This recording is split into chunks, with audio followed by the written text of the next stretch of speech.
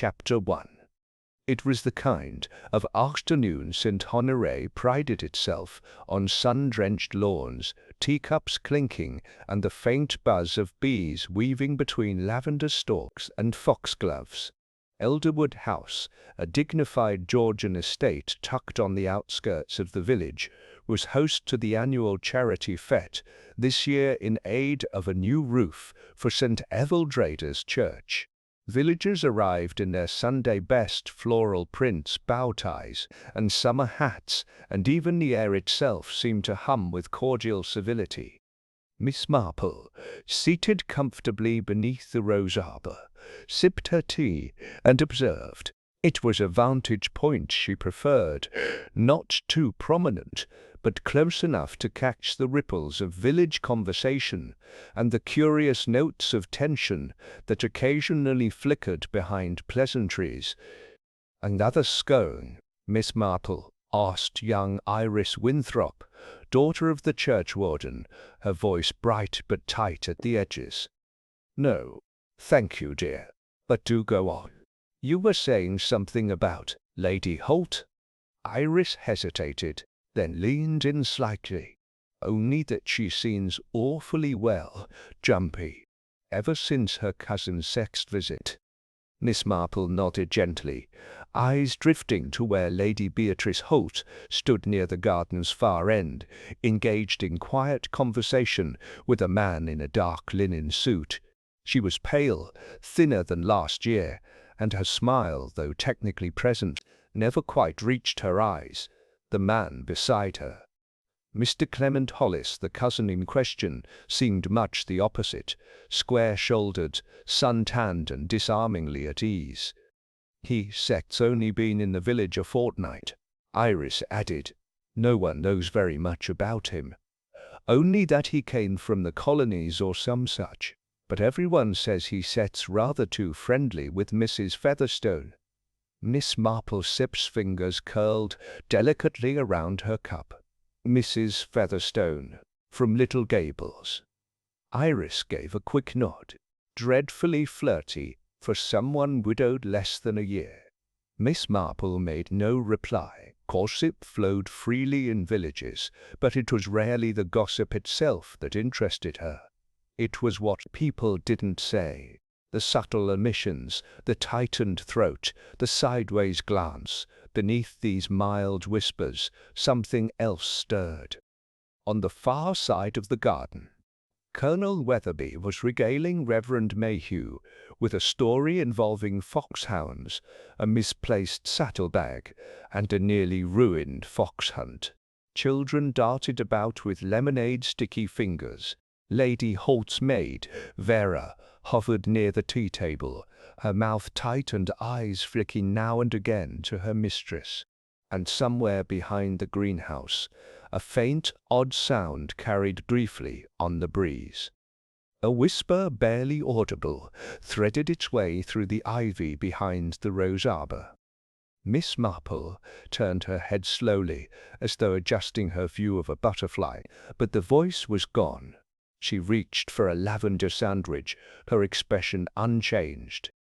Later that afternoon, as the fete wound down and the villagers began to drift away, the quiet spell of the event was broken by a piercing scream. It came from the east lawn. The crowd surged forward, stumbling over chairs and baskets. Miss Marple rose carefully, cane in hand, and followed at her own pace. A ring of shocked guests had formed around the footpath beside the sundial. In the center lay a man, his limbs awkwardly sprawled, one shoe missing. It was Clement Hollis. His eyes were wide open, staring up at nothing.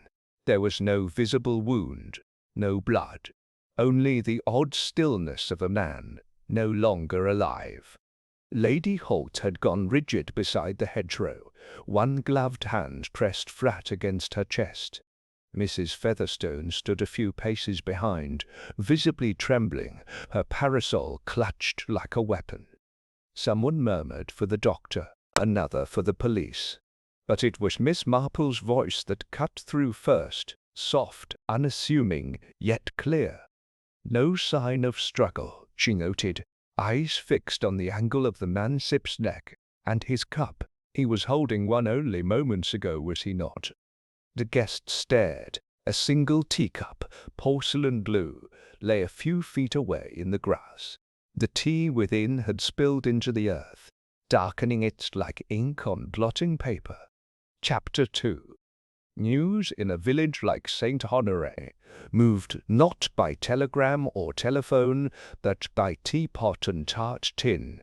By nightfall the word had passed from the east lawn to the grocer's stoop, from the vicarage garden to the parlour of Miss Templeton's knitting circle. Clement Hollis had died.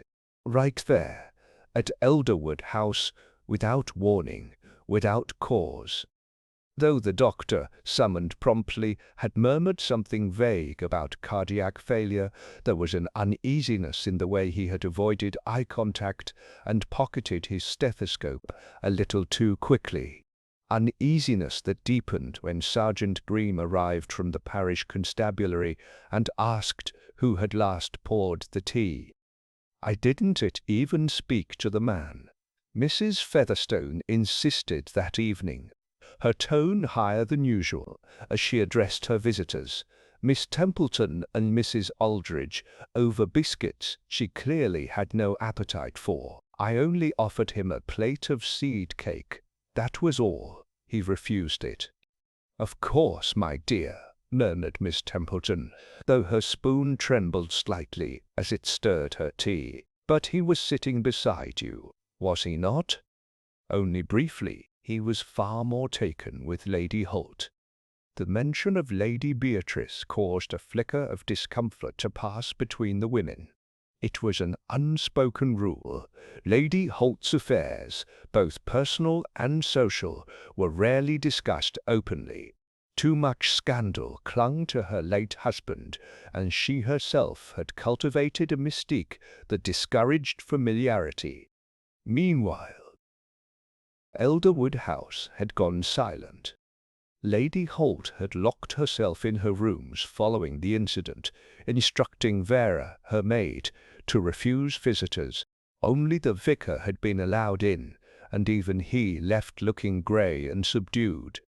At the same time, in a much humbler parlour, Miss Marple sat in a wicker chair beside the fireplace, knitting needles motionless upon her lap.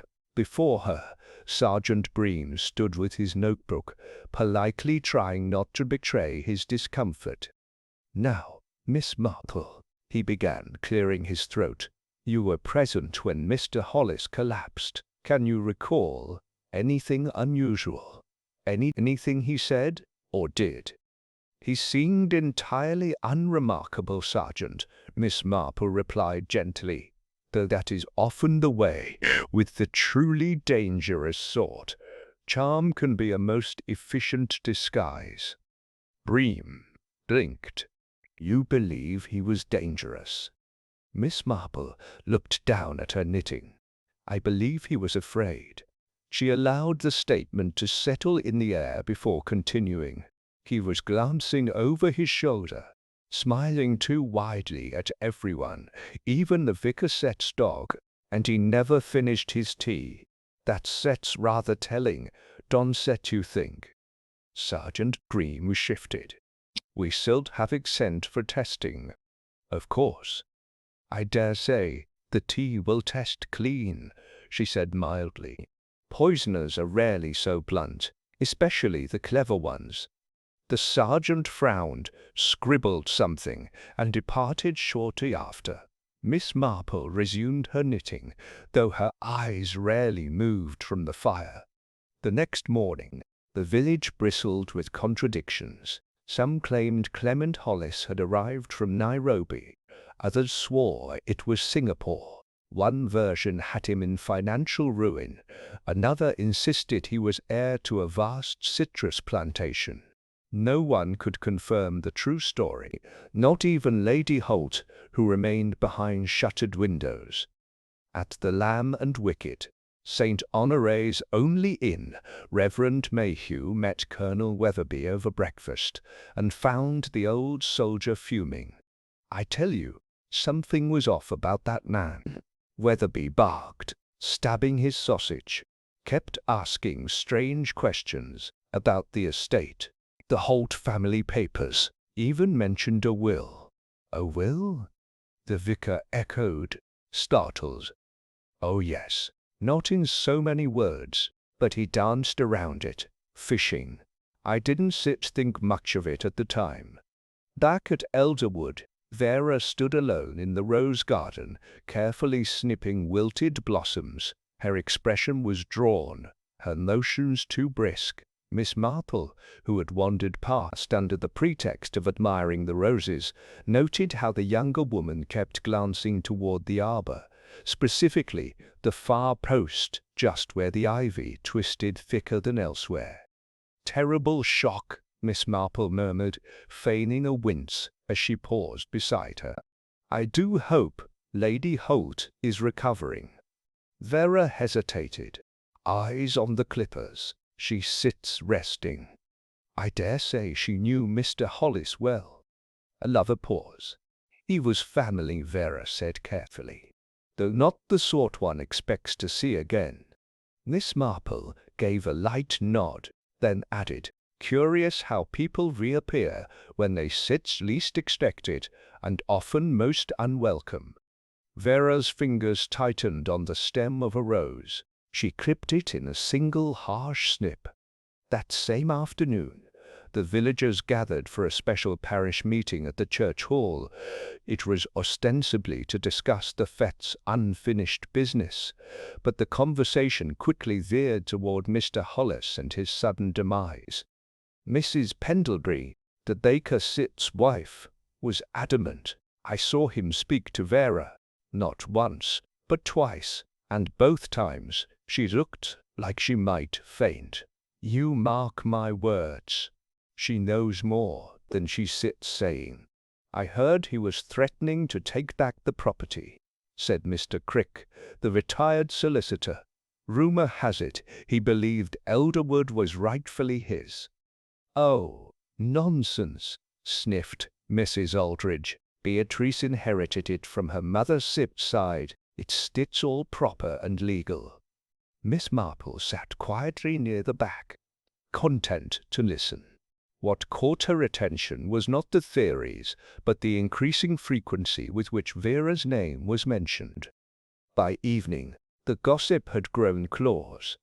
That night, a soft knock came at Miss Marple's door. It was Iris Winthrop, pale and shivering in her coat. "I shouldn't be here," she whispered, "but I remembered something." Miss Marple led her to the parlor.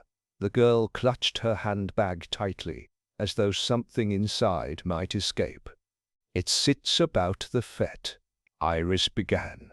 "I didn't think it mattered, but when I went to bring more lemonade from the kitchen, I saw Vera near the tea table. She looked upset, and she dropped something. A small vial, glass." Miss Marple's expression did not change, but she reached for the sugar bowl slowly, as if in thought. "Did you tell anyone else?" Iris shook her head. "No. I was frightened. She looked so angry when she saw me watching." Miss Marple stirred her tea once, twice. "Then I'm very glad you came to me." Outside, the wind rustled the rose leaves, and somewhere beneath the arbor, a whisper, almost imagined, brushed the air again. Chapter 3. The morning after Iris Winthrop's late visit dawned unusually overcast, the kind of thick grey sky that pressed low over the village rooftops, muting the birdsong and leaving the hedgerows still. Miss Marple, however, was up early, watering the pelargoniums on her windowsill with methodical care. Her thoughts, meanwhile, lingered not on soil and stems but on vials, specifically the one Iris claimed to have seen dropped at the fête. She hadn't asked Iris to describe it in detail. There would be time for that. What mattered now was establishing whether such an item existed, and more importantly, whether it had truly been in Vera's possession or had merely passed through her hands. At 9:30, Miss Marple tied her bonnet and made her way to the village chemist. Mr. Leake, whose stiff white collar and tobacco-stained fingers gave him the look of a man perpetually on the verge of diagnosis. "Good morning, Miss Marple," he said, barely glancing up from his ledger. "Not out of aspirin again, are you?" "No, no, only a passing curiosity, Mr. Leake. Tell me, do you happen to carry any medicinal powders in glass vials these days?" His brow furrowed. "Not often. Most things are in paper folds or capsules now, although I do still stock digital in vials for those with heart troubles." Miss Marple's sixth expression remained placid. "Ah, digital in. Yes, I recall it has a rather bitter profile. Quite. Derived from foxglove. Precise dosage is critical. Too little, and it's useless. Too much, and well," he made a slicing motion with his hand. "Yes, indeed," she murmured. "And would one require a prescription? Would one require a prescription?" "Naturally. Dangerous stuff. Only dispensed to those with a known condition. Why do you ask?" "Oh, just a matter of curiosity. Thank you, Mr. Leake." She left the chemist and walked slowly toward the churchyard. The wind had picked up, stirring the branches of the old yew trees into low rustlings. Just as she passed the north gate, she noticed someone ahead. Vera, again, though this time she wasn't trimming roses or carrying baskets. She was speaking in hushed tones with Reverend Mayhew just beyond the lich gate, her posture tense, shoulders drawn in. The clergyman looked down at her with a pained, almost parental concern, then gently placed a hand on her arm. Miss Marple made no effort to hide her presence. She paused to greet them with a faint nod, and though Vera turned away quickly, the vicar managed a composed smile. "Miss Marple," he said, "a grey morning for reflection." "Indeed," she replied softly, "and yet sometimes a grey sky is just the thing for seeing things clearly." That afternoon Miss Marple received a visit from an unexpected guest, Lady Beatrice Holt herself. She arrived unannounced, dressed in charcoal silk, her hat trimmed with a black veil she had not worn the day before. There was no trace of tears on her face, but there was a brittle sharpness to her voice when she asked, "May I come in?" "Of course, dear," Miss Marple replied gently. "Do sit down. Would you like some tea?" "No, thank you." Lady Holt glanced around the room, then settled into a straight-backed chair by the window. "I set 'em here because I need someone who will not repeat what I say." "Not yet." "My dear, discretion is the one currency I hold without fail." There was a silence. Outside, the wind pushed harder against the panes. "I did not know Clement well," Lady Holt said at last. "Not as adults, as children perhaps, before his father took him abroad. But when he returned, he wrote to me. He wanted something." Miss Marple folded her hands in her lap. "And what was that?" "A share of Elderwood. He said he had proof documents that showed my grandfather had intended the house to go to his brother Setter's line, Clementister's line. He threatened to challenge the will." "And you believed him?" "I didn't know what to believe, but I do know this. He was desperate.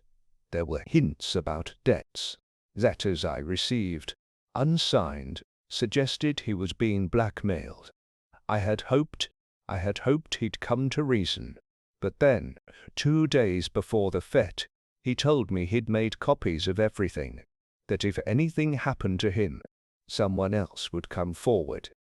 Miss Marple's brow lifted faintly. "And do you know who that someone might be?" Lady Holt shook her head. "He never said, but he seemed to believe he was running out of time."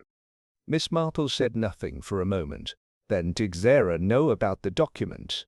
She knew he was a threat, Lady Holt admitted. She overheard things. She's been with me since she was 16, fiercely loyal. Perhaps too loyal. After Lady Holt departed, Miss Marple sat quietly for several minutes. She then rose, fetched her coat, and made her way to the rose arbor. The fete had left remnants behind, a forgotten napkin pinned beneath a stone, a scattering of confetti near the sundial. But what drew her attention was a faint groove in the ivy-covered post, recently disturbed, not from wind or age. She reached in carefully, fingers trailing along the trellis latticework, and paused. There, tucked behind a loose brick, was something small. A square of folded parchment, yellowed but uncrumpled. On it, a few lines of handwriting in a rushed, aggressive script. If anything happens to me, the truth lies where the roses meet the stone. She turned the note over. No signature, no initials, but a faint thumb smudge in ink revealed something else, a corner stained with what might have been soil, or perhaps tea. Miss Marple folded the paper neatly and slipped it into her handbag. That evening, as dusk crept over St. Honoré, she made one final stop at the vicarage. Reverend Mayhew opened the door with a weary smile. "Miss Marple, I shan't take long," she assured him. "I merely wondered whether during your conversation with Zara earlier she happened to mention a missing letter." His eyes shifted, barely perceptibly. She said nothing of the kind, but she did seem troubled. "She is grieving, Miss Marple. These things manifest in peculiar ways." "Indeed they do." She paused. "And yet the absence of tears is not always the absence of guilt." The vicar stiffened slightly. "Are you accusing her?" "No. I am observing." Her voice remained soft. "And I suspect someone else is doing much the same from the shadows." As she turned to leave, a breeze stirred the rose vines outside, and the faintest murmur seemed to drift across the path once more, a whisper beneath the arbor. Chapter 4. The following morning arrived with deceptive serenity. A sheen of dew shimmered on the hedges, and sparrows chirped as if untouched by the unease that clung to the village. But Elderwood House was shuttered tighter than ever, its servants moving in stiff, silent motions, and the villagers, alert now, curious and anxious, watched everything and said very little. Miss Marple sat with her tea in the parlor, her attention not on the newspaper, but on the small folded note she had retrieved from the rose arbor. She had already copied its contents into her diary, noting carefully the unusual phrasing where the roses meet the stone. It was not merely metaphorical. She believed it pointed to a physical location, perhaps not far from the arbor itself. The knock at the door came precisely at 10:30. She opened it to find Sergeant Bream standing stiffly on the mat, hat in hand, moustache twitching. "Apologies, Miss Marple, but I wondered if I might have a word about a development at Elderwood." "Certainly," she said at once. "Do come in. The kettle sits just off the boil." He waved it away. "Too tense for pleasantries. It sets furor." Miss Marple's expression remained calm, but she set the teacup aside. "She came to the station early this morning, rather flustered. Claimed she found something in Lady Holt's writing desk. Found something in Lady Holt's writing desk, a small brass key. She doesn't know what it unlocks, or so she says." "Does she now?" Miss Marple murmured. "And what's your opinion, Sergeant?" He hesitated. "Truthfully, I think she knows more than she's letting on. But here sits the strange bit. Lady Holt swears she sits never seen the key before, and Hollis, of course, never had access to her desk. Miss Marple sipped. His fingers tapped lightly on the armrest. What does the key look like? Old, worn. No tag, no markings. Possibly for a cabinet, or something smaller. He sighed. I sent Constable Flack to search the house again, though Lady Holtstip's not thrilled. No, Miss Marple said quietly. I imagine she isn't it. After he left, she sat in thought for several minutes, her gaze drifting toward her garden. Then, with quiet determination, she fetched her gloves, a small gardening spade, and walked back toward Elderwood House, not to the main entrance, but around the rear grounds, where the old stone garden wall curved into the arbor's shade. She moved slowly, letting her hands brush the leaves, eyes narrowing at the spot where the ivy tangled most thickly around the stone bench. There, at the meeting point of wall and trellis, lay a loose slab, weathered and half sunk into the ground. She bent, probing gently with the spade. The earth shifted easily, as though it had been disturbed recently. Beneath the slab was a small rusted tin, no larger than a child's lunchbox. Miss Marple prized it open carefully. Inside were 3 items: a folded letter, a black and white photograph, and a tiny vial with a cork stopper. The vial was empty. She took a moment to examine each item. The photograph showed Clement Hollis beside a woman not known in the village, dark-haired, unsmiling, and unmistakably pregnant. The letter, scribbled hastily, bore no address or greeting. I can stuck to keep doing this. If they find out about her, it stucks over. The will, the house, everything. That woman at the inn saw too much. I should never have written it down. Miss Marple folded the items carefully into her satchel. Her expression was unreadable. At midday, she made a visit to the Lamb and Wicket.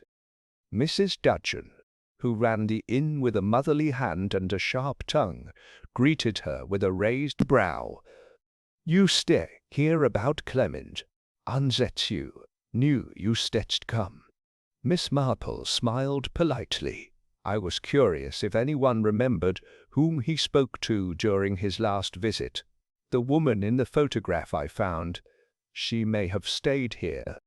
Mrs. Dudgeon sniffed. Foreign, was she? Brown hair, stiff manner, spoke as if every word cost her something. Miss Marple inclined her head. She stayed here 3 nights. Never gave her real name. Said she was meeting a cousin, but I saw her arguing with Hollis near the kitchen door on the 2nd night. He was shouting. She was crying, and then she left. When was this? 2 weeks before the fete. Miss Marple's expression grew pensive, and you stuck quite certain she left the village. She took the 5:40 to Bracknell, or so she said. That evening, the first raindrops began to fall. The clouds broke open with a slow, persistent drizzle, soaking the hedges and making the stone walkways shine. Miss Marple sat alone in her parlor, the tin open before her. The letter was short, fragmented, the photograph deeply personal, and the vial damning. She turned her mind back to the key. If Vera had planted it or truly found it, it suggested she believed someone else was hiding something. But Miss Marple was not yet convinced Vera had the nerve to act alone. There was one final visit to make before nightfall. She arrived at the vicarage just before 8. Reverend Mayhew answered with visible surprise, though not displeasure. Miss Marple, is something the matter? I believe it sets time we spoke about the whisper. His face froze. I beg your pardon? The whisper beneath the arbor, she said gently. You see, Someone was listening during the fete, more than once. Someone who heard Clement confess something about the will, about a woman, and that someone has remained very quiet since. Reverend Mayhew stepped back, slowly. "I don't understand." "Done sit you." Her voice remained kind, but it sharpened at the edges. "You took Vera Sit's confession earlier this week, didn't sit you? You consoled her, but you didn't sit go to the police. And when I asked if she sit mentioned a letter, you lied." He said nothing. Miss Marple took out the photograph and placed it on the hallway table. "She sits not just a passing figure. She was the reason Clement returned, and possibly the reason he was killed." Reverend Mayhew stared at it for several long seconds. Then, very softly, he said, "She came to me weeks ago, said she was afraid, that Clement had promised her everything, and then vanished. She believed Lady Holt would destroy the letter, proving his claim, or worse." Miss Marple's voice was quiet now. "And where is she?" "I hid her. She sets with my sister in Devon. I couldn't let her be dragged into a scandal." Miss Marple turned slowly. "I fear the scandal may already be here." She stepped back into the rain, leaving the Reverend staring down at the silent photo of a woman who had been hidden, not just from the village, but from the truth that now crept steadily closer. Chapter 5. The next day brought with it the fragrance of wet earth and heavy roses, and rain had softened the edges of the village, and Saint Honoré's usual crisp order felt dampened, as if the mystery itself had soaked into the soil. Miss Marple rose early and ate sparingly, her thoughts turning like well-oiled gears. The Reverend Mayhew's quiet confession of hiding the woman Clement had argued with, the one pictured in the photograph, had added a darker layer to the already entangled threads. He had claimed noble motives, and perhaps they were. But Miss Marple knew from long years of observation that protection and concealment, even when well-meaning, often fed danger rather than dispelled it. She wrapped a scarf about her head and made her way toward Elderwood, not to the front door this time, but to the gardener's shed tucked behind the west hedges. Vera had been seen there often in the mornings, and sure enough, Miss Marple spotted her standing just inside, wiping her hands on an apron already marked with potting soil. "Good morning, Vera," she said gently. "I hope I sang not intruding." Vera startled slightly, then forced a faint smile. "Not at all, Miss Marple. I was just pruning the pelargoniums. They set rather lovely this year," Miss Marple said, stepping inside. "I find they thrive best when undisturbed, but some varieties prefer a little careful training. Dom set you agree?" Vera gave a nod, brushing a loose strand of hair behind her ear. "Yes, that's true."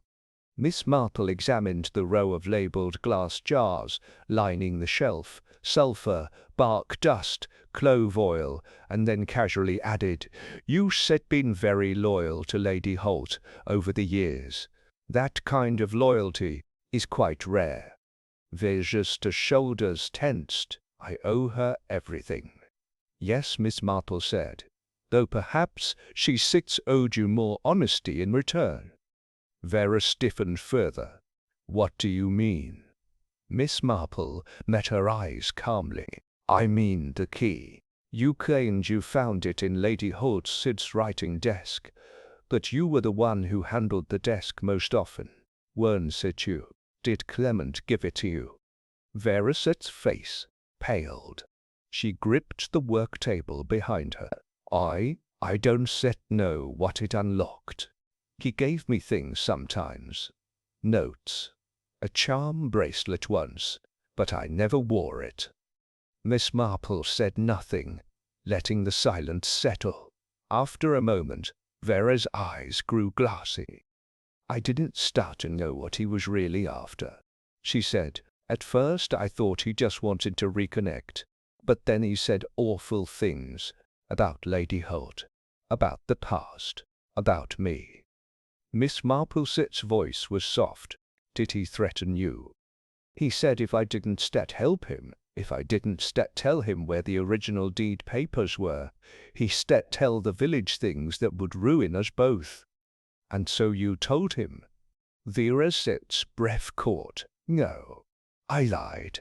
I said help, but I never did. Miss Marple gave a gentle nod. I believe you. But as she stepped back into the wet morning air, she knew Vera was still holding something back. Meanwhile, Sergeant Bream had summoned Lady Holt to the station. She arrived with her veil lowered, her gloves pristine, her manner cool. You asked me here, she said without sitting, and I assume you intend to make it worth my time. I only wish to clarify a few matters, the sergeant replied. Lady Holt gave a humorless smile. Clarification. A dreadful word. It always means something disagreeable is coming. Bream frowned. You knew your cousin was blackmailing someone in the village. An accusation. A question, he corrected. A woman matching the one in this photograph. He slid it across the desk, was seen with Hollis. We believe she was pregnant with his child. Lady Holt did not flinch. She only raised one eyebrow. You believe I knew about her? We believe Hollis was planning to alter the line of inheritance. Bream replied, perhaps even leave Elderwood to her, or the child. And that would be motive, she murmured. Would it? She let out a dry laugh.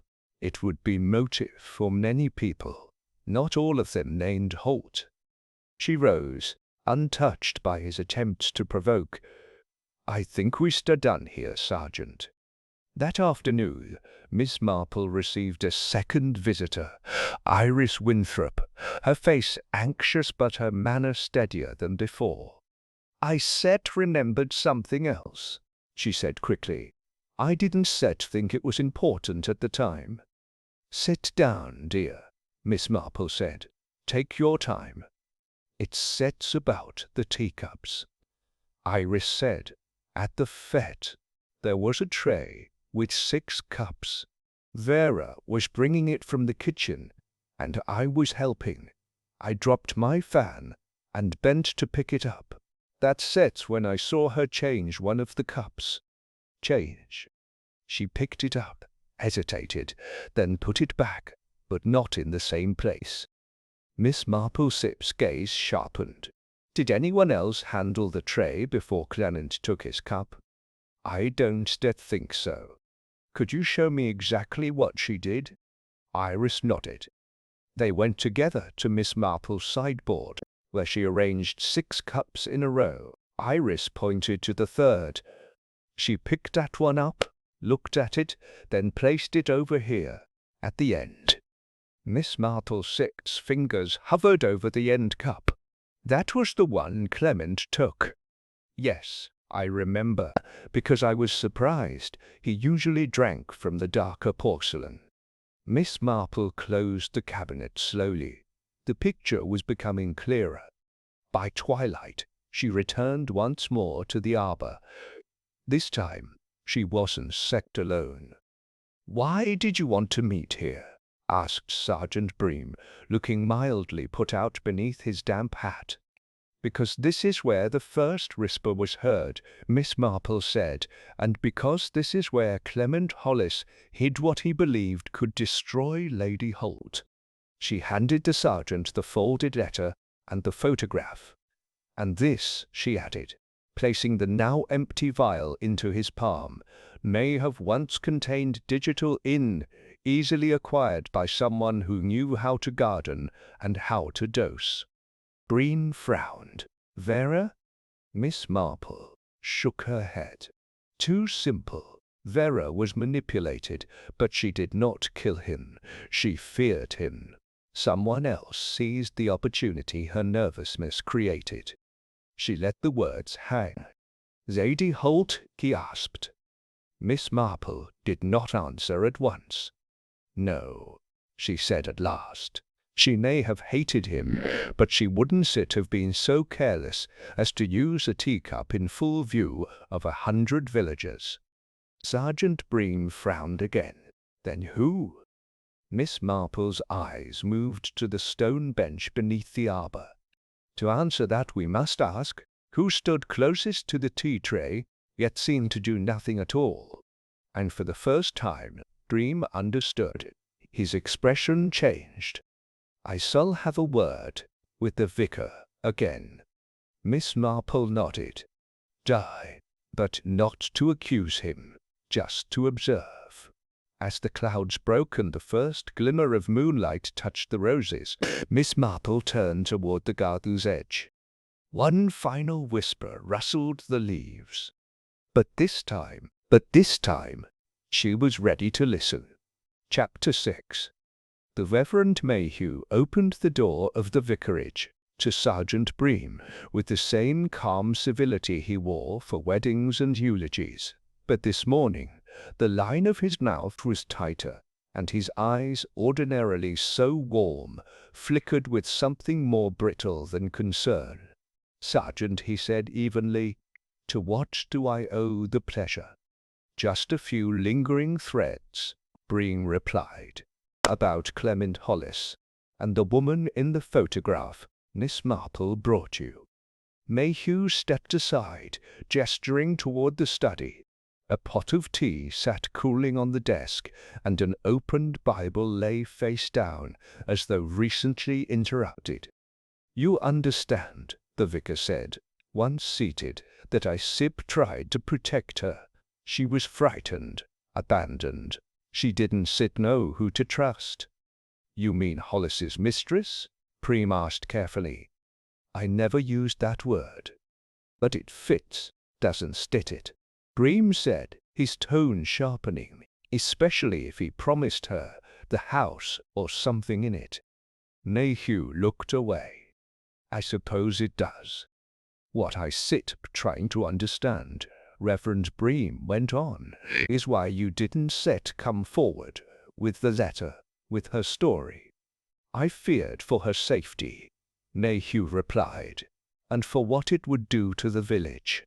The gossip, the cruelty." Bream scribbled something in his notebook, his brow furrowing as he glanced about the study. On the window-sill, 3 teacups sat in a neat row. One of them bore a faint brown residue along the rim. "You didn't happen to attend to the refreshments at the fete, did you?" he asked suddenly. Mayhew blinked, only for a moment. "I poured some tea when Vera stepped away." "Why?" Bream gave a shrug. "Just checking the pattern of things." Elsewhere, Miss Marple was seated in her parlor, gently turning over the fragments of memory Iris had shared, the rearranged teacups, Vera's trembling hands, Clement's unusually cheerful demeanor just before death. She now saw the moment clearly. Hollis had taken a cup, one that had been placed deliberately at the end of the tray. The one Vera had picked up and then replaced, under the belief, perhaps, that she was safeguarding someone. That she had not returned the cup to its original spot. The only other person who might have seen her change it, who would have known its location beforehand, was the one who had briefly stepped in to help. Miss Marple lifted her notebook and wrote a single name beneath the heading Opportunities. Then she added a second column, Intent. By noon, a thick fog had begun to roll over the village green, the kind that crept between hedges and settled along cobbled paths like a muffler wrapped around secrets. Miss Marple, undeterred, set out on foot toward the Lamb and Wicket. There she found Mrs. Dudgeon reorganizing the front counter. "I was hoping," Miss Marple said gently, "you might remember something about the woman who came looking for Clement, the one who stayed here. Did she write anything down? A register entry? A note?" Mrs. Dudgeon frowned, tapping her lip with one finger. "Now that you mention it, I believe she left a page torn from a magazine. Said she liked the story on the back.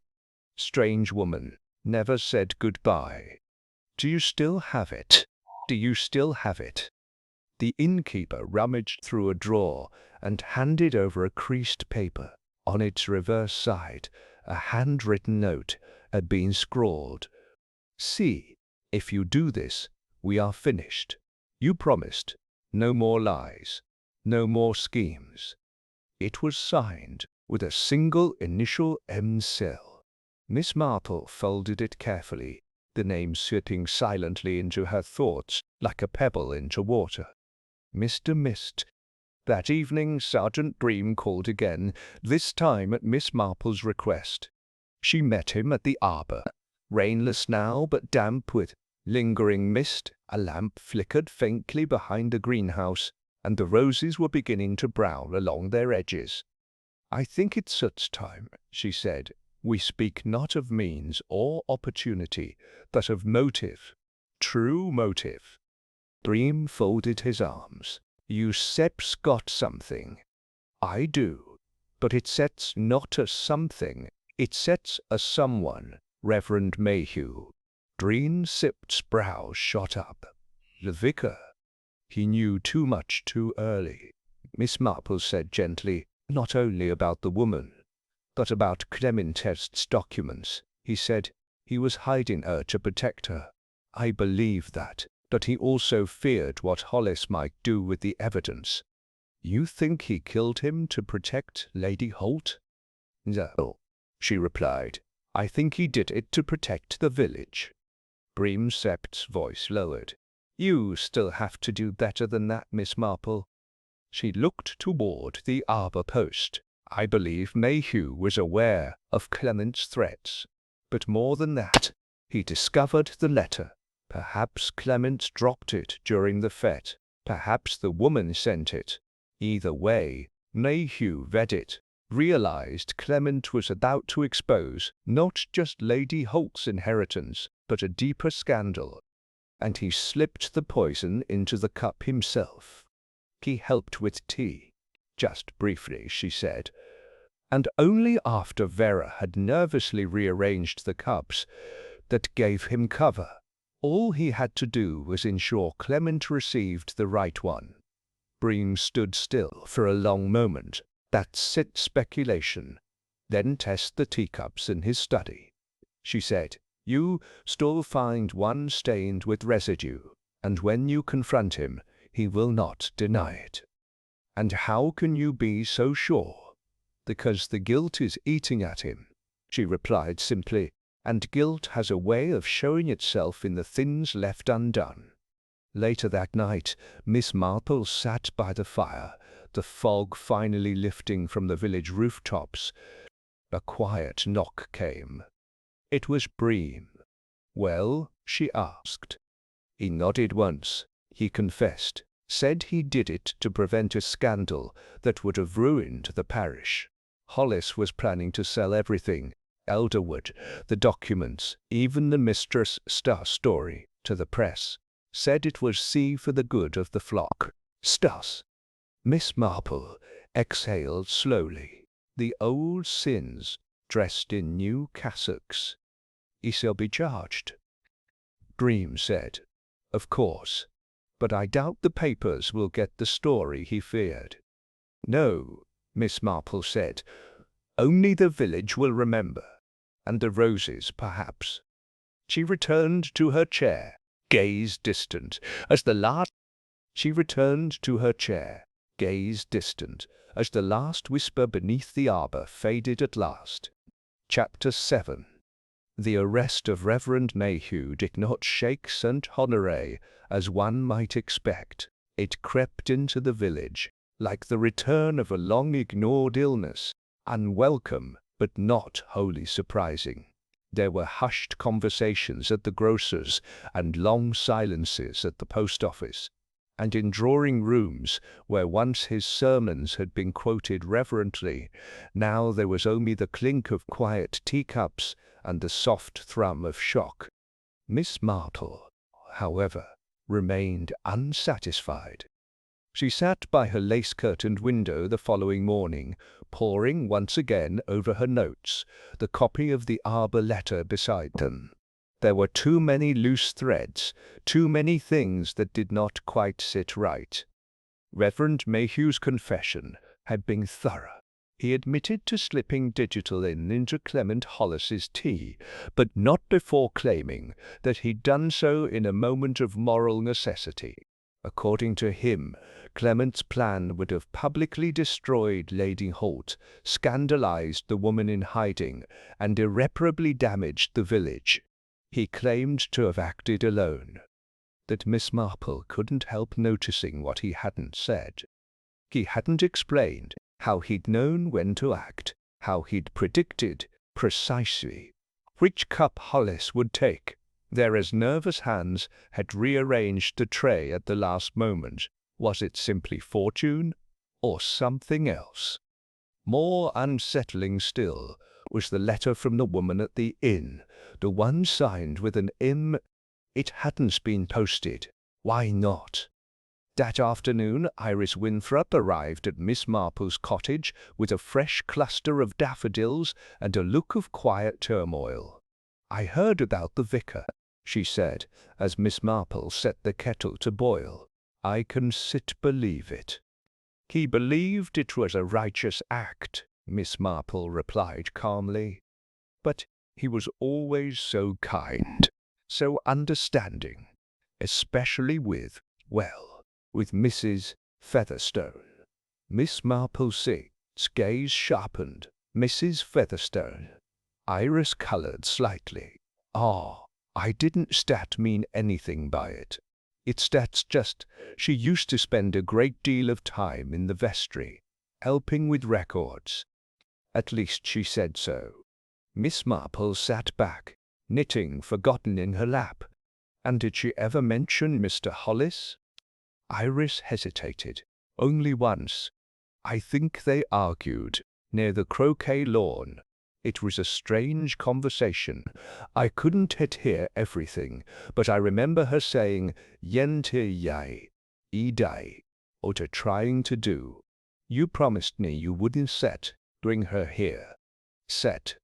Miss Marple didn't speak. She only poured the tea, mind ticking faster now. When Iris had gone, she reached for the note again, the one signed M. and Mrs. Featherstone. "Mr. Featherstone." At dusk, Miss Marple took a slow walk to Little Gables. Mrs. Featherstone answered the door herself, her expression carefully composed. "Miss Marple," she said, clearly unprepared for company. "Is something wrong?" "I wondered," said Miss Marple gently, "whether I might ask you something rather delicate." Mrs. Featherstone's face did not change, but her hands tightened around the doorknob. "Of course." They sat in the front parlor, surrounded by stiff-backed furniture and framed photographs of her late husband, who had died less than a year prior. "I'm afraid I must be direct," Miss Marple said. "Were you ever involved with Mr. Hollis?" A flicker of emotion, surprise, then something harder passed through the woman's eyes. "I knew him," she said cautiously. "He was persistent." "And did he threaten you as he threatened others?" Mrs. Featherstone looked down. "No, not exactly. That he implied things. Said, if I didn't support him publicly, if I didn't help sway opinion in the village, he might mention old affairs best left buried." Miss Marple nodded once. "And the woman at the inn?" Mrs. Featherstone Steg's mouth pressed thin. "He told me she was no longer relevant, that he had moved on, but he lied. I knew the moment I saw her at the fete." Miss Marple leaned forward slightly. "You saw her?" "Yes. I didn't start to know who she was at first, just another face in the crowd. But then I recognized the brooch she wore. It had once belonged to Clement Sitz's mother. A gift," he said. "That's when I knew she wasn't just a stranger." Miss Marple Sixth's voice dropped. "And did you send her a message? A warning?" Mrs. Featherstone blinked rapidly. "No. But I did write to him. That note you found, it was from me. I slipped it into his coat pocket the day of the fete. He never read it, because he died before he could." There was a long pause, and Mrs. Featherstone whispered, "I didn't stet poison him, Miss Marple. I hated him, but I didn't stet kill him." "I believe you," Miss Marple said softly. And she did. The woman's pride might have tempted silence or bitterness, but not murder. Still, one question remained. If Reverend Mayhew had confessed, why had Miss Marple's instincts insisted the puzzle was incomplete? Back at the cottage, she laid out everything she knew: names, timings, relationships. She moved each fact into columns and circles, trimming the excess until only the essential remained. Then, suddenly, it clicked. Clement had always planned a backup. If anything happens to me, he had written, "The truth lies where the roses meet the stone." The tin had held the letter and photo, but not everything. He had promised copies. He had planned for betrayal. Had he hidden something more? The next morning, before even the church bells had stirred, Miss Marple returned to the arbor. She knelt where the soil had already been disturbed once, and this time she reached under the bench itself. Her fingers touched something. Another tin, thinner, flatter, sealed with twine. Inside was a second letter, this one addressed, "To be delivered in the event of my death." It was not a will. It was a confession. Clement Hollis had planned to expose a forged deed, one that had rewritten the Holt inheritance long ago. He had discovered that Reverend Mayhew himself had overseen the quiet disposal of the original documents during a period of family turmoil. Hollis had blackmailed him not for money, but for silence. Hollis had blackmailed him not for money, but for silence. Miss Marple closed the tin and rose slowly. The Reverend hadn't killed to protect Lady Holt or the parish. He had killed to protect himself. And in the end, the roses had whispered it all along. Chapter 8. It was an unusually cold morning for early spring, and the mist had returned, not the gentle kind that clings to garden paths, but a heavier veil that blurred chimneys and turned familiar hedgerows ghost-like. Miss Marple sat near her hearth, the fire crackling softly, the tin from beneath the arbor resting on her lap like a relic from an older war. She had read Clement Hollis's final letter 3 times, and still its implications chilled more deeply than the fog outside. He had discovered the forgery. That much was clear. But what struck Miss Marple most was the pin, the date on the letter, a month before Clement's death, meant he had known for some time. He had hesitated, likely weighing his leverage. Perhaps he had planned to use the information to reclaim Elderwood without scandal. But in trusting Reverend Mayhew to help smooth things over, he had handed a murderer both motive and opportunity. And still, Miss Marple could not shake the feeling that something else remained. By midday, she made her way through the damp lanes to Sergeant Bream's office. He sat behind his desk, sleeves rolled to the elbow, tea untouched beside his paperwork. "I was just about to come find you," he said. They searched the vicarage again, found more letters, all torn, all half-burned. "From Clement?" she asked. Bream nodded. "At least 2. One matching the handwriting of the woman at the inn." Miss Marple placed the new tin on his desk and gently unfolded the letter. "This," she said, "is the last thing Clement ever wrote. He had made copies, Sergeant. This was always meant to survive him." Dream read silently. When he finished, he sat back, stunned. So it was Mayhew all along. He falsified the deed. More than that, Miss Marple said. He replaced the original during a family dispute. Lady Holt's father and uncle had fallen out bitterly. The Reverend believed he was acting in the family's best interest, preserving unity. He claimed it was God's will, but in truth, he altered history for convenience and sealed his own doom when Hollis uncovered it. Grimsup's voice was low, and Vera. She knew only fragments. Miss Marple said. Clement used her to reach the safe, to fish for what she overheard.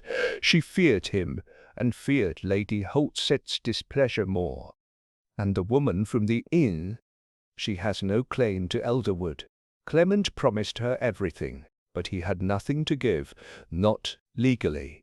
It was always about the secret, not the inheritance. He needed power, not paternity. Bream nodded slowly. It makes sense now, even the poison. Yes, Miss Marple said quietly. Mayhew did not strike in panic. He calculated. He used Vera Sipt's nervous gesture with the teacups to his advantage. He waited until Clement reached for the altered one, then stepped in and sealed the exchange. But why confess? Bream asked. He could have denied it. No one saw him tamper with the tea. Miss Marple Set's eyes softened. Because he was still a man of conscience, in his own way. He had lived for decades, thinking he had preserved peace, and in the end, he killed to protect a lie that was already crumbling. That evening, Miss Marple sat quietly in her parlor as the news spread. The Reverend's resignation was delivered by letter, composed in a trembling hand, and left under the vestry door. The bishop would arrive in 2 days' time to discuss the matter privately. But the truth of the forgery, the cover-up, and the final act of murder would never reach the parish bulletin. It would be buried, like many things in St. Honoré, beneath ivy and whispered speculation. Lady Holt, pale but composed, issued a single statement to the press. Elderwood shall remain as it was intended, in trust for the village. No one mentioned her cousin again.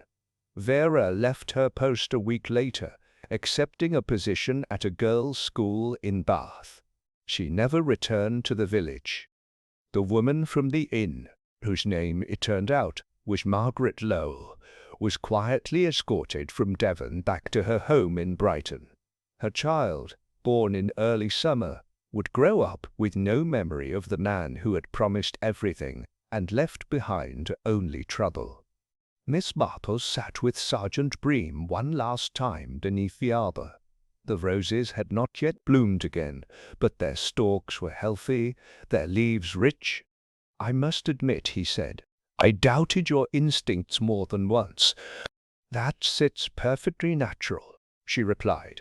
"Murder, like gardening, rarely reveals its results in a single season." He gave a small laugh. "Still, I step ungrateful." Miss Marple tilted her head slightly. "Do you remember what I told you that first day, Sergeant, about charm being a disguise?" "I do." "Well," she said, smoothing her skirt, "sometimes so is righteousness."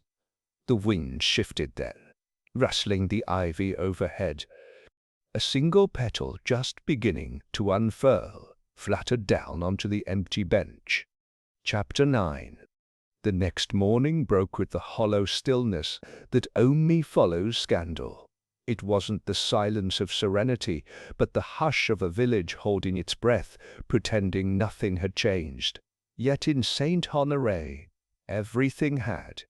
The Reverend's resignation left a void far wider than the chancel steps. His absence was a gap in the rhythm of village life, one that could not be neatly swept away by rose pruning or hymnals. Miss Marple sat by the window, watching 2 children play with marbles on the gravel path beyond her gate. Their laughter, echoing faintly, struck a curious note of innocence amidst the unease that had settled like dust in drawing-rooms. Though the murderer had been named and removed, though the letters had surfaced and the poisoned teacup accounted for, a question still hovered in the back of her mind, not one of who, but of why. Reverend Mayhew's motive had been preservation of order, of reputation, of narrative. But something else had threaded its way through the case, something subtler, a quiet manipulation, a misdirection too elegant to be coincidence.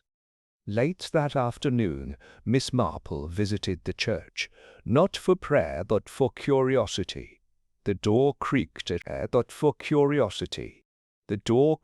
as she entered. It was dim inside, the light filtering in through the stained glass and casting red and gold across the stone floor. She moved past the pews and paused at the vestry door. It was open. Inside, someone stood beside the writing desk. Lady Holt. She turned at the sound of Miss Marple's step. "I was looking for his final sermon," she said, voice composed but distant. "I thought it might offer something." "Comfort?" Miss Marple asked gently. "Closure," Lady Holt replied, "but perhaps comfort is the same thing." Miss Marple stepped inside, eyes sweeping the desk.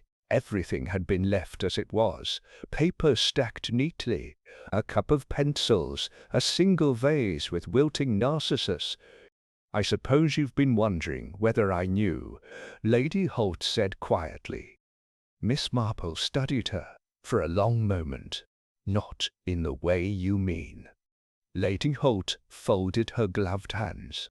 "When Clement returned, I thought perhaps he would offer reconciliation, a shared past. But all he offered was threat. And then I began to wonder, if our family fortune had been built on forgery, could I really keep it? Was I truly its rightful heir?" "You had no reason to suspect Reverend Mayhew," Miss Marple said. "He was trusted." "Exactly," Lady Holt murmured. "And that is why I fear what he did most of all. He used that trust like a shield." There was no bitterness in her voice, only a weary understanding. "You weren't part of the cover-up," Miss Marple said. "No, but I benefited from it, and I suspect he believed protecting me justified everything. People often mistake protection for love," Miss Marple said quietly. Outside the church, the mist had begun to lift. Miss Marple walked slowly toward the green, her pace steady, thoughtful. She passed the post office, where Mrs. Pendlebury was scrubbing the window with unnecessary vigor, and the bakery where Mr. Crick peered out through the flour-dusted pane like a badger half afraid to emerge. Change had come to the village, that the village, as always, would resist it. That evening, Sergeant Bream stopped by once more. "Iseps had word from the diocese," he said. "They settled be assigning an interim vicar. Quiet fellow. Apparently. Likes gardening. Perhaps he'll find the roses already speak enough truth," Miss Marple said with a small smile. Bream hesitated. "Dearest, it's one thing still troubling me." She gestured to the armchair. "It stets about the second tin. Clement hid it deep beneath the arbor. But why didn't he simply take his evidence to the authorities, or the press? Why hide it, and hope someone else found it?" Miss Marple nodded. "Because he didn't want justice, Sergeant. He wanted leverage." Bream frowned. "He was a blackmailer," she said simply. "Not in money, perhaps, but in influence. He enjoyed having control. The threat of revelation was worth more to him than the act itself. So he dangled it," Bream said, "even knowing it might destroy him." "Yes, and that's what Reverend Mayhew feared. Clement wouldn't stop until the whole parish fell under his shadow. Dream exhaled. It's a wonder it did instead. Oh, but it did, she said, only most prefer not to look directly at the stain. The following Sunday was still and bright. The bells did not ring. A few villagers wandered past Elderwood's iron gate, pausing to glance up at its solemn windows, as if expecting the house itself might respond to the scandal it had weathered. Inside, Lady Holt penned a letter to the bishop, declining any restoration of title or favour. Down the lane, Mrs. Featherstone packed away her late husband's portrait at last. And at Miss Marple's cottage, the roses had begun to bud again, as they always did, stubbornly, quietly, faithfully. She sat by the window, her notebook now closed, her tea cooling beside her. The story had ended. The truth had surfaced. But still, she knew beneath every garden, every pew, every kindly smile and pressed linen collar, something always waits, silent, patient, for the next whisper. Chapter 10. The following days passed with curious softness, as though the village had exhaled after holding its breath far too long. The spring air sharpened and freshened the hedgerows, and birds returned in song to the eaves of thatched cottages. But beneath the revived blossoms and reopened shutters, something still murmured, a faint, unfinished echo that lingered just beneath the surface of peace. Miss Marple noticed it first, in the way people paused before speaking of the fete, as though uncertain what version of the story they were now permitted to tell. Then in the vicarage notice board, where Reverend Mayhew's name had not yet been removed, nor his photograph taken down.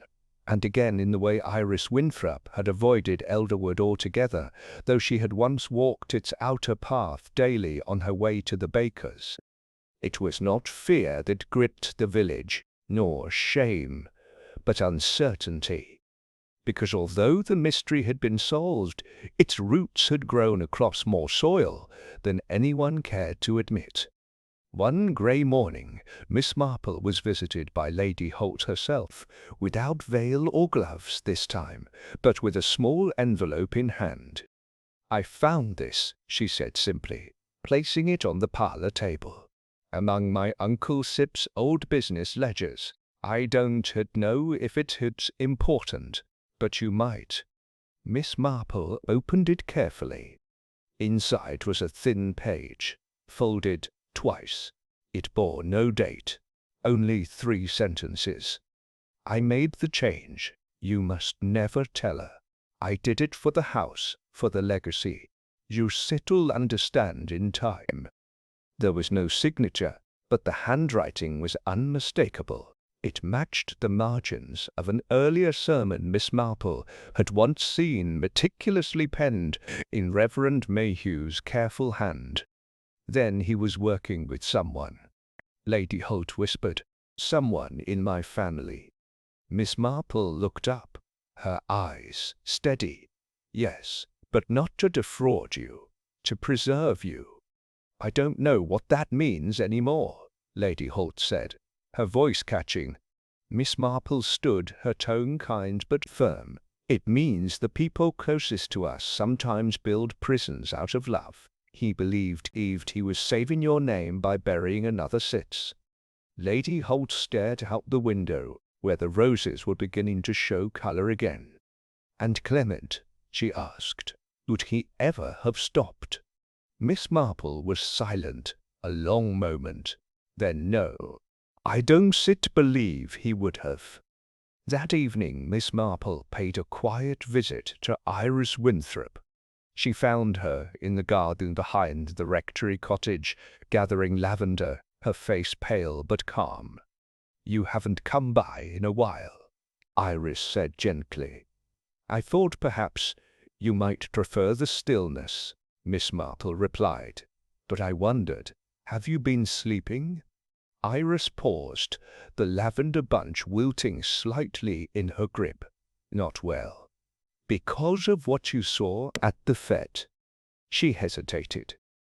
Partly, but mostly because I still don't test and understand. Miss Marple sat on the wooden bench beneath the lilac tree. Then I shall try to help. She told her, in gentle tones, about the forged deed, the original letter Clement hid, the second tin under the arbor, and the final decision that cost a life. I suppose, Iris said at last, there sits no simple villain here. No, Miss Marple said softly, only choices, layered ones. They sat together a while longer as the evening light dwindled, and the scent of crushed lavender rose faintly in the air. In the final days of April, St. Honoré welcomed its new interim vicar, a kindly, soft-spoken man named Mr. Pembroke, with silver spectacles and a fondness for cats. He said little of his predecessor, offered no judgments, and held the first service in quiet reverence. The pews were sparsely filled, but the hymnals were sung with more care than usual. Afterwards, tea was served beneath the rose arbor. It was Miss Marple who arranged the gathering. The trellis had been repainted, the ivy pruned, the bench scrubbed free of the faint brown stain that had lingered since the fete. Mrs. Dudgeon from the inn brought seed cake. Colonel Weatherby stood quietly near the sundial, his usual tales of fox hunts absent for once. Mrs. Featherstone wore no mourning grey that day, but soft lilac. She spoke very little. Lady Holt arrived last alone, and took her seat beside Miss Marple beneath the arbor. "Will they ever stop whispering?" she asked. Miss Marple poured the tea. "Eventually, but by then they shall be whispering about someone else." Lady Holt gave a quiet laugh. "I seps always envied you, Miss Marple. You understand things before they set said." "No, dear," Miss Marple said kindly. "I simply listen to what others overlook."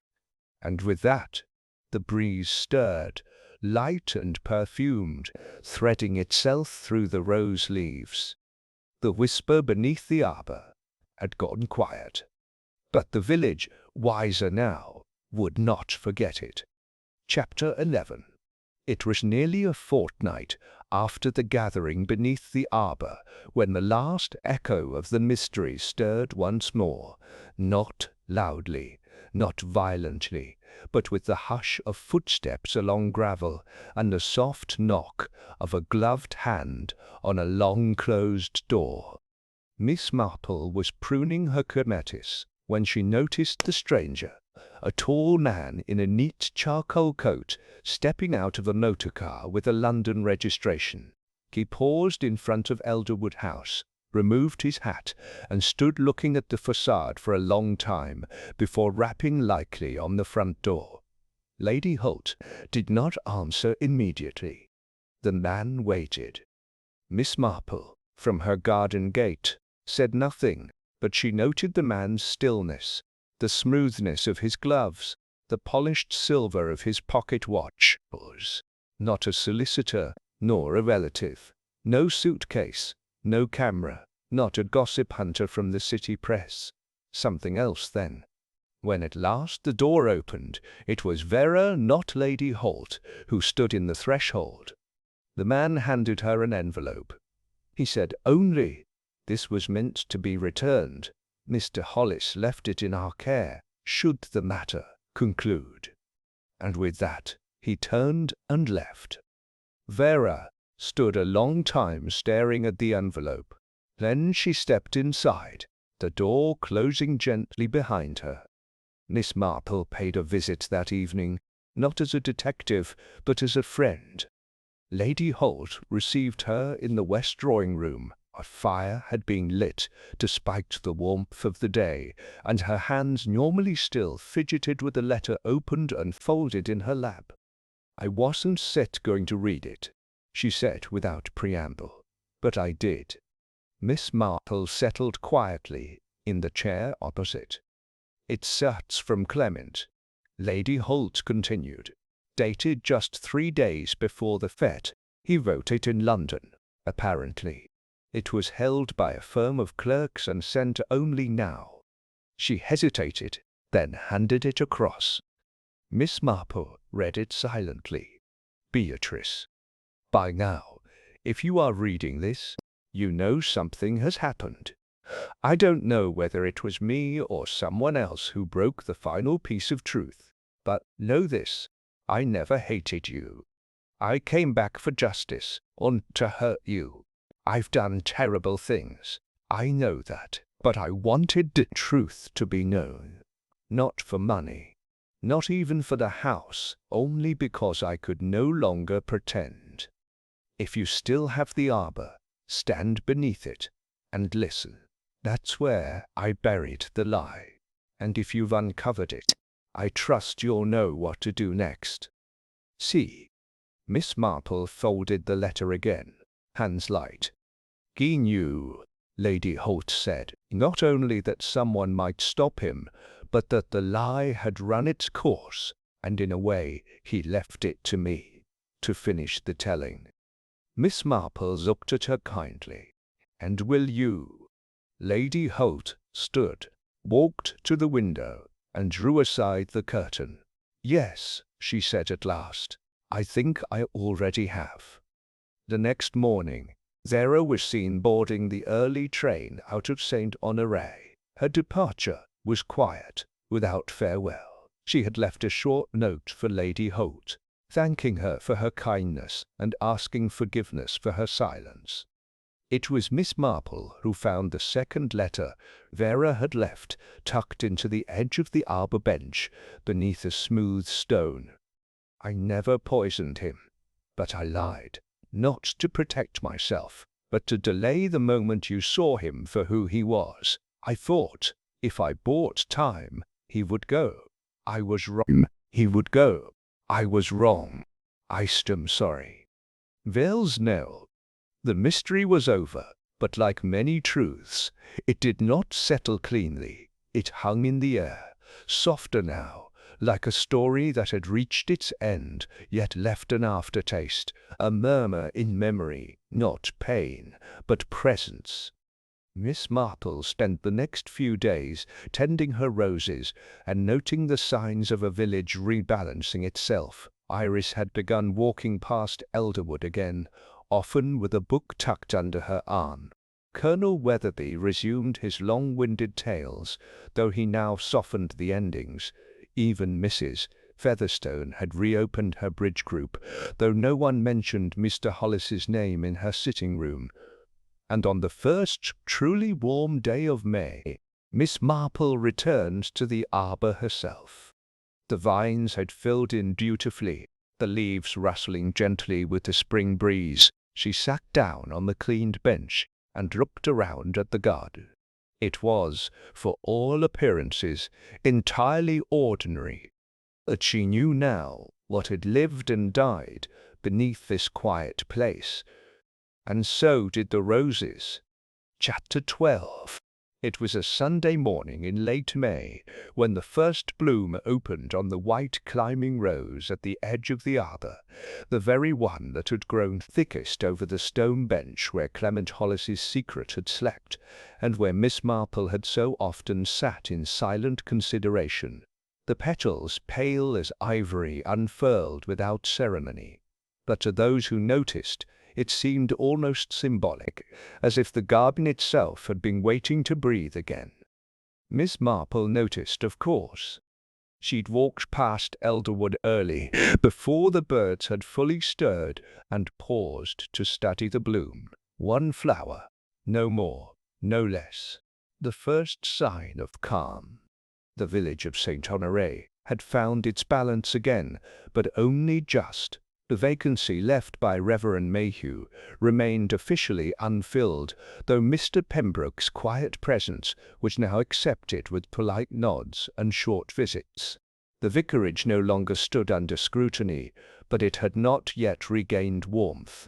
Lady Holt kept to herself more these days. She'd withdrawn from public duties, but opened the Elderwood gardens to the parish for quiet walks. No guide, no talk, just permission to walk among the flowers. No one asked why. Most instinctively understood. And the villagers, those who had watched the murder unravel and the lies slip through conversation like threads from a worn tapestry, had come to understand that truth, even when spoken softly, left its mark. On the Monday after the first gloom, Miss Marple invited Iris Winthrop for tea. They sat in the back garden beneath the lilac tree, a soft breeze tugging at the edges of the lace tablecloth. Iris had brought seed cake, and Miss Marple in turn had brewed her finest Earl Grey. "Have you decided," Miss Marple asked gently, "whether you shall remain in St. Honoré?" Iris smiled faintly. "I think so. There sits still something of a home here, even after everything. That sits often when one needs a home most." They sipped in silence for a time. Then Iris said, "Do you ever wonder if there'd stop something you missed?" Miss Marple set her cup down lightly. "Always, dear. But I've learned the difference between something being missing and something being finished. And this," Iris gestured faintly, meaning the murder, the confession, the forgery, all of it. "This," Miss Marple said, "was never about one man's death.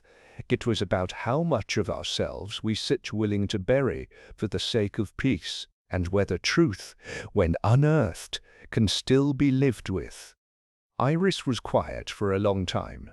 Then she asked, "Do you believe Clement ever loved Lady Holt?" Miss Marple folded her hands. "I think he loved the idea of her, the version he created from distance and bitterness. But true love doesn't demand leverage. It reveals, and he never truly revealed himself until it was too late."